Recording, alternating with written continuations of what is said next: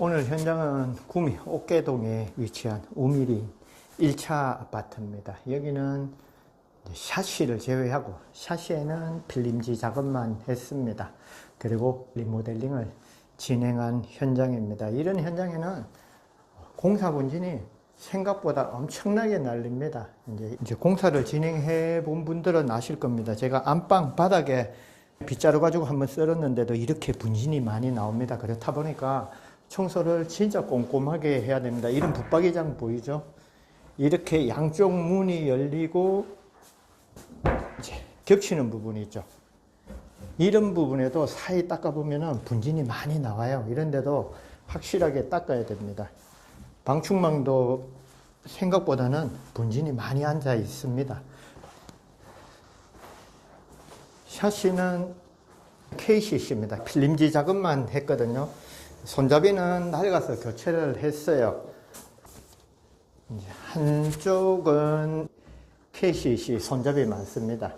이제 한쪽 편에는 이제 어느 메이커인지는 모르지만 이거는 KCC 거 아니에요. 호환이 되다 보니까 했는데, 본래는 하려면은 락킹 기어, 안에 락킹 기어 있거든요. 이거까지 빼서 교체를 하면 좋은데 이분들이 그렇게까지 일을 안 했네요. 솔직히 이런 거는 돈도 안 되고 귀찮으니까 대부분 안 해줘요. 고객님들이 아시면은 이렇게 작업해 달라고 하면 되는데 고객분들도 잘 모르고 굳이 이분들이 이렇게 할 필요성을 못 느끼겠죠. 뭐 그렇다고 돈 되는 것도 아닌데, 그래도 제대로 이 단단하게 고정을 해야 되는데, 보면은 이 볼트 2개만 고정되어 있거든요. 여기는 볼트 체결하기 어려워요. 안에 보니까 구멍이 있어요. 하지만 여기 2개 더 체결을 해야 된다는 거죠. 이게 여기 볼트가 락킹 기어하고 결합이 되면 2개 돼도 사실 튼튼합니다. 하지만 이 프레임에만 체결을 했거든요. 그래서 2개는 조금 미흡합니다. 4개는 체결을 해야 돼요. 지금은 괜찮지만 사용하다 보면 제가 보는 관점에서는 90% 이상 이거 몇 년 되면 흔들립니다. 그래서 이런 것도 하자 아닌 하자입니다. 제가 이따가 고객님한테 안내해 드려서 볼트를 더 체결하라고 얘기를 할 겁니다.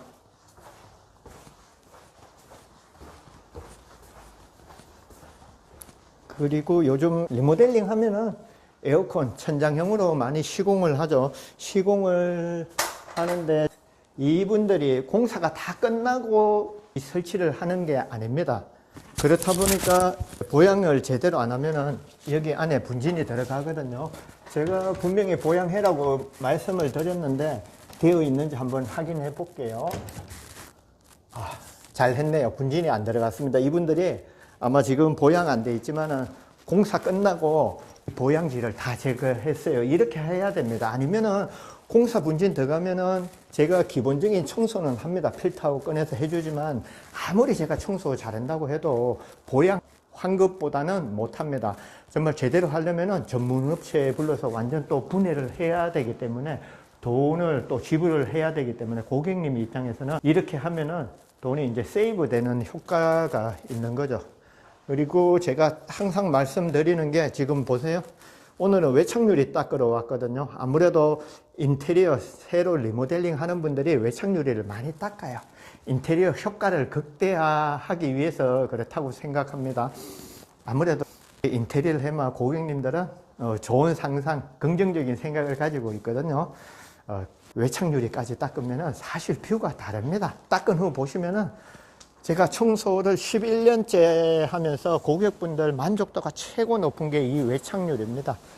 근데 문제는 여기 뒷면, 유리 뒷면에도 분진이 엄청납니다. 여기 보세요. 여러분들이 생각하는 이상으로 분진이 많아요. 근데 문제는 이 뒷부분을 닦아주는 업체가 그렇게 흔하지 않다는 겁니다. 고객분들은 비슷할 거라고 생각하고 가격만 비교하고 맡기거든요. 입주 청소가 부가가치가 높으면 이득을 적게 보더라도 할 수 있지만, 이거는 일당 벌어오는 겁니다. 일당 이하에 하는 업체들도 상당히 많아요. 이게 경쟁이 심하니까 그렇거든요. 근데 고객분들은 그런 걸 잘 모르죠. 솔직한 말로. 아는 분들도 있지만 청소를 이제 몇 번, 한두 번 해본 분들은 아세요. 그래서 저를 많이 찾습니다. 그런데 처음 하는 분들은 제가 열심히 설명을 해줘도 잘 이해를 못하고 사실 돈이 아깝죠. 아무리 부자도 내 주머니에서 돈 많이 나가는 거 좋아하는 사람 저는 없다고 생각해요. 우리가 공산품이나 이런 거는 완제품 같은 경우는 같은 제품을 따졌을 때 저렴한 걸 찾는 게 그거는 맞다고 생각해요. 근데 이런 무형물일 때는, 결과물을 잘 모를 때는 어떤 과정을 거쳐서 어떤 결과물을 도출하는지 그런 거를 잘 비교해보고 난 뒤에 가격을 따져야 된다는 거죠. 그래야 낭패를 보지 않습니다. 입주 청소 불만이 많은 이유가 딱 두 가지입니다. 청소업체 실력하고 고객분들이 너무 모르는 상태에서 이런 걸 비교하지 않는다는 거죠. 좀 극단적으로 비교하면 사기를 당하는 이유는 내가 모르니까 사기를 당하는 겁니다. 내가 알면은 사기 당할 이유가 없겠죠. 그리고 이 우물천장이 있죠. 우물천장에도 쓰레기 많아요.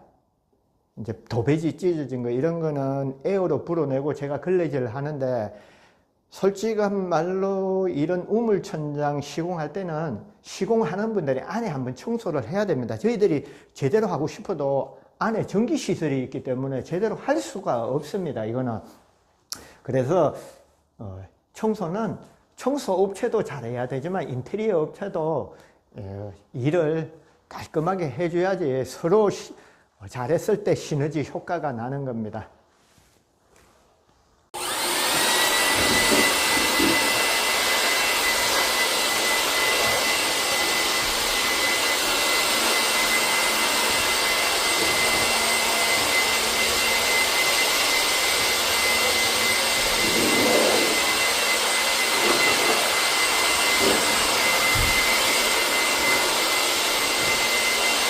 다용도실에 이렇게 수납 공간을 만들어 놨는데 걸레바지를 뺄 수가 없습니다. 문 때문에. 뭐가 문제가 되냐면은 이 붙박이장 만든 게 MDF입니다. MDF는 물에 취약합니다. 물이 이렇게 고이면은 이게 뜹니다. 지금 여기가 구배가 안 맞거든요. 물이 여기에 떨어지면 이 안쪽으로 들어갑니다. 그러면은 청소가 불가능하거든요. 물 제거가 불가능합니다. 그러면은 이게 떠요, MDF가. 그래서 차라리 이런 건 걸레바지가 없는 게 맞습니다. 아니면은 이제 반 정도 줄이든지 인테리어 업체에 얘기해가지고 차라리 걸레바지를 빼달라고 하는 게 맞습니다. 방충망 보세요. 이 방충망하고 이 방충망하고 이제 잘 모르는 상태에서 보시면 전문가 아니면 구분하기가 사실 쉽지만은 않아요. 이게 재질이 스테인리스, 이건 알루미늄입니다. 대부분 아파트 처음에 들어갔을 때 설치되어 있는 방충망은 알루미늄입니다. 건설사에서 해주는 거는 저렴하기 때문에 이걸 해줍니다. 이게 문제는 뭐냐면은 세월이 지나면은 산화가 된다는 거죠. 녹이 슬어서 대부분 이게 훼손돼야지 교체하는 걸로만 알고 있는데 아니에요. 아주 새카맣게 보일 때 있습니다. 이제 오염이 돼서 그런 것도 있지만 산화가 돼서 그래요. 이런 거는 교체를 해줘야 됩니다. 이거는 아직 교체 시기는 안 됐어요. 그리고 문제는 이 스테인리스 재질입니다. 이 스테인리스는 사실 좋아요. 고가입니다. 우리가 대부분 설치하는 방충망 중에서 알루미늄, 미세 방충망, 스테인리스 방충망을 하는데 이 세 가지 중에서 가격이 제일 비쌉니다. 그리고 장점이 영구적으로 사용할 수 있다는 거죠. 제가 다른 데 가서 보면은 잘 모르시고 이제 이 스테인리스 방충망을 미세 방충망으로 바꾸는 분들이 있어요. 뭐 사정에 따라서 바꾸겠지만 잘 몰라서 미세 방충망이 좋은 줄 알고 바꾸는 분들이 있는데 그렇게 하지 마세요. 이 스테인리스는 돈을 더 들여서 좋은 걸로 교체한 건데 굳이 미세 방충망으로 바꿀 필요 없습니다. 이것도 촘촘합니다. 거의 벌레 못 들어옵니다. 알루미늄보다는 텀이 더 좁아요. 그러니까 이런 거는 잘 알고 계시면 처음에는 이게 스테인리스가 부담이 되지만 이건 영구적으로 사용하는 거기 때문에 내 집 같은 경우에는 스테인리스로 바꾸는 게 좋아요. 그리고 바닥 한번 보세요. 바닥 지금 안방 발코니인데 줄눈이 흰색이 아니죠. 이게 비둘기 색입니다. 흰색보다는 덜 깔끔해 보이지만은 이게 세월이 지나도 계속 이 상태대로 유지가 됩니다. 백시멘트는 처음에는 하얀데 시간이 지나면 오염이 될 수밖에 없거든요. 그럼 때가 타면 보기 싫어요. 이게 칼라 시멘트입니다. 이제 리모델링 하는 분들은 인테리어 사장님한테 얘기하세요. 줄눈 시공하는데 이렇게 칼라 시멘트로 해달라고 이러면은 영구적으로 이 상태로 살 수 있기 때문에 유지가 되기 때문에 훨씬 깔끔합니다. 개인적으로 흰색 넣는 것보다 이렇게 칼라 시멘트 보니까 저는 더 깔끔합니다. 타일하고 색깔이 잘 어울려서 회색 타일에 비둘기색 칼라 시멘트 넣으면 잘 어울립니다. 이렇게 시공하세요.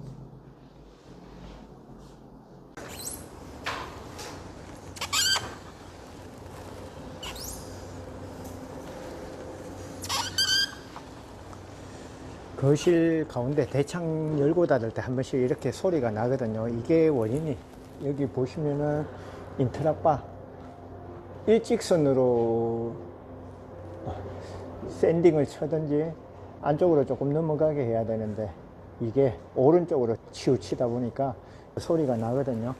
얼마 전 파크자에 가서도 이런 일이 있었는데 그때는 고객님이 해야 되지만 인테리어 사장님한테 얘기하면은 이거 칼로 좀 깎아내면 될 겁니다. 안전하게 하려면은 여기 볼트가 한 개, 두 개, 아마 중간에 한 개 더 있을 거예요. 두 개만 했네요. 두 개 풀고 오른쪽으로 당기면은 빠지니까 이제 외창 작업이 다 끝났습니다. 한번 보세요.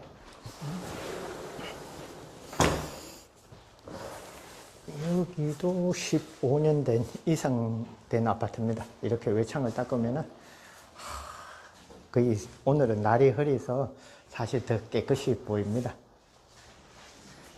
어제 고객님도 외부창 양면만 닦은 거 보시고 속된 말로 뻑가셨습니다. 이제 대부분 청소업체들 물어보면 하는 소리가 있어요.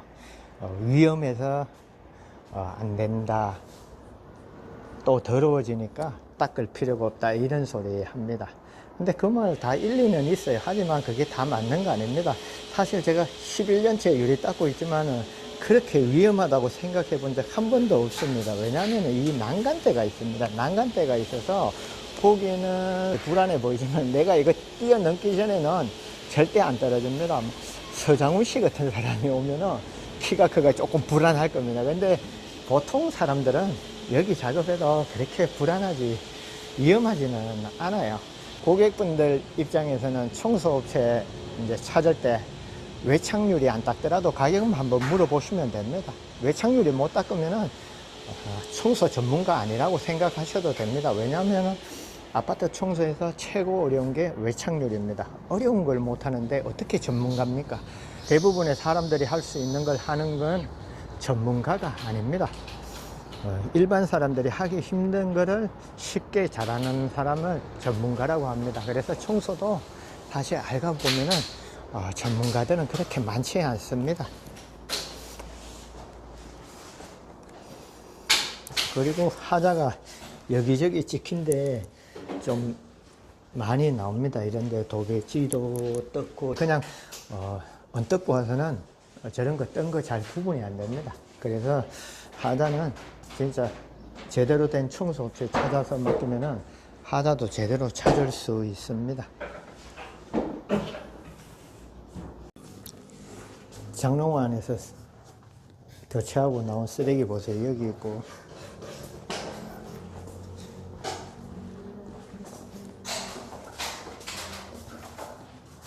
여기도 이렇게 있습니다. 개인적으로 정리정돈 못하면서 일 잘하는 사람 제가 본 적이 없습니다. 이렇게 정리정돈 하는 거 보면 이분들 인테리어 험합니다.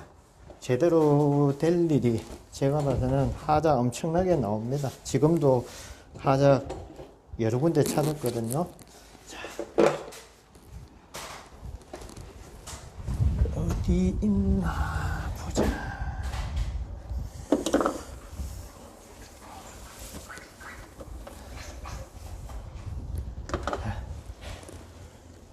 이 실리콘 보세요. 이렇게 보기 싫게 되죠. 업을 이런 걸로 하는데 스크래퍼 사용할 줄도 모르면서 이렇게 보기 싫죠. 이거 다시 해야 됩니다. 이 경사진면을 여기에 딱 맞춰서 이제 보기 싫은 부분 실리콘 쏜데 한 1mm 정도 띄운 상태에서 그대로 위로 밀고 가면은 깔끔하게 됩니다. 이거 그냥 잘 모르고 이렇게 하면은 이거 이렇게 보기 싫게 되면 이거는 하자입니다. 다시 싸야 돼요.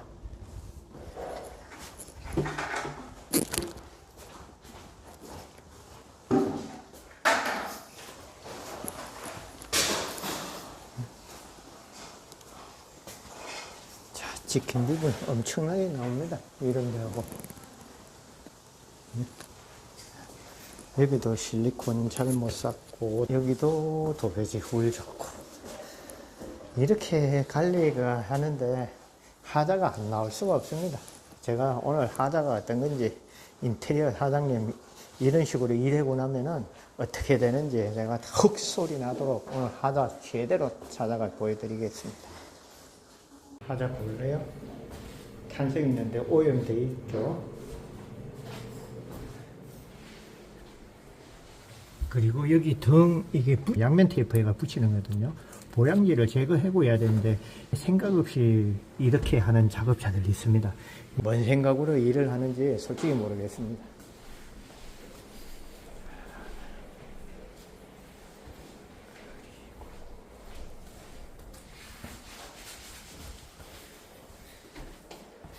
역시 도배지 오염 상당히 지금 상태가 제 예상대로 엄청 하자 많습니다. 이렇게 관리하는데 찍히고